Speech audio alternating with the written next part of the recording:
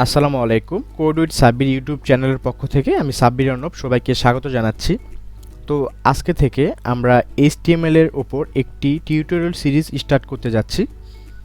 তো প্রথমে আমি দিস পিসিতে ক্লিক করতেছি।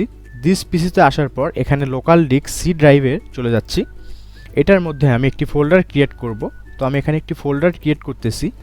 এই ফোল্ডারের নাম দিচ্ছি ওয়েব ডিজাইন। এন্টার দিচ্ছি। ওয়েব ডিজাইন ফোল্ডারের মধ্যে আমি আরেকটি ফোল্ডার ক্রিয়েট করতেছি, কন্ট্রোল শিফট এন প্রেস করতেছি এবং এখানে লিখতেছি HTML।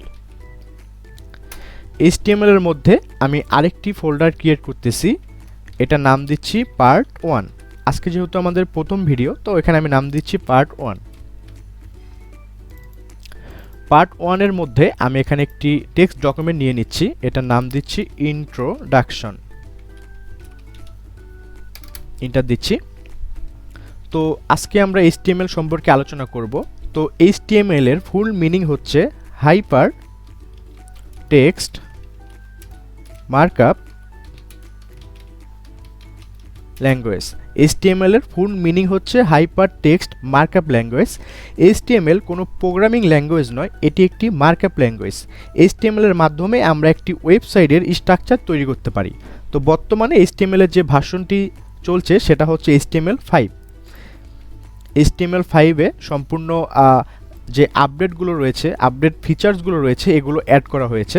তো প্র্যাকটিক্যালি যদি আমরা একটু দেখি, তো আমি এখানে মজিলা ফায়ারফক্সে চলে যাচ্ছি। তো মজিলা ফায়ারফক্সে আসার পর আপনারা এখানে দেখতে পাচ্ছেন আমি একটি ওয়েবসাইট এখানে ওপেন করে রেখেছি এবং ওয়েবসাইটটি দেখতে আসলে কেমন আমি আপনাদেরকে একটু দেখিয়ে দিচ্ছি।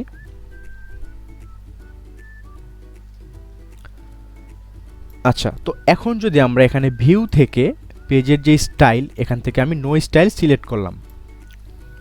তো এখন দেখতে পাচ্ছেন আমাদের ওয়েবসাইটটি আগে যেমন সাজানো গুছানো ছিল এখন আর তেমনটা নেই। এখন শুধুমাত্র আমাদের যে লেখাগুলো বা ছবিগুলো দেখা যাচ্ছে, কিন্তু ডিজাইনটা নেই। তো HTML এর মাধ্যমে আমরা একটি ওয়েবসাইটের শুধুমাত্র এরকম স্ট্রাকচার তৈরি করতে পারি।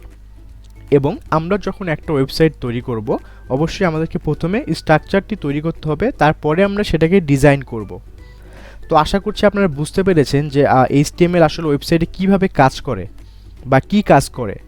তো পরবর্তী ভিডিওগুলোতে আমরা আসলে দেখব যে HTML দিয়ে কীভাবে এই ওয়েবসাইটের স্ট্রাকচারগুলো তৈরি করতে হয়। তো আজকের ভিডিওতে আমি জাস্ট আপনাদেরকে বোঝানোর ট্রাই করলাম যে HTML এর মাধ্যমে আমরা একটি ওয়েবসাইটের শুধুমাত্র স্ট্রাকচার তৈরি করতে পারি।